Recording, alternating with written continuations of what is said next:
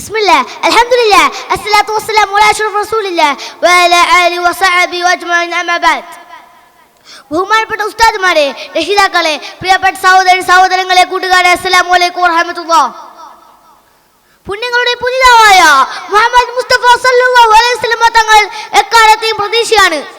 അവിടുത്തെ സ്നേഹവും ദർശനവും സ്പർശനവും എല്ലാം അനുഗ്രഹീതമാണ്. സ്നേഹം ചോർന്നു പോകുന്ന ഇക്കാലത്ത് മുത്തുനബിയിലേക്ക് തിരികെ നടക്കേണ്ടതുണ്ട്. മുത്തുനബി സല്ലല്ലാഹു അലൈഹി വസല്ലം തങ്ങൾ പറഞ്ഞു, അർഹമു മൻ ഫിൽ അർളി യർഹമുകും മൻ ഫിസ് സമാ.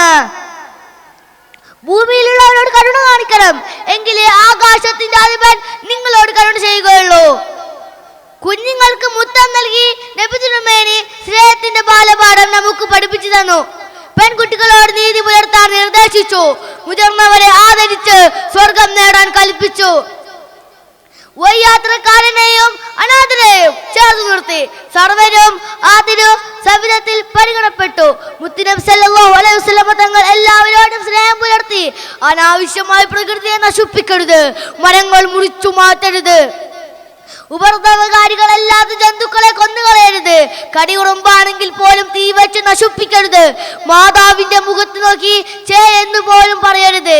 ഇങ്ങനെ സ്നേഹത്തിന്റെ സമൂഹത്തിന്റെ അനേകം പാഠം നബി തങ്ങൾ മാനവ സമൂഹത്തിന് സമ്മാനിച്ചു. എത്രയും പറഞ്ഞുകൊണ്ട് ഞാൻ എന്റെ കൊച്ചു പ്രസംഗം അവസാനിപ്പിക്കുന്നു. അസ്സലാമു അലൈക്കും വറഹ്മത്തുള്ളാഹി വബറകാതുഹു.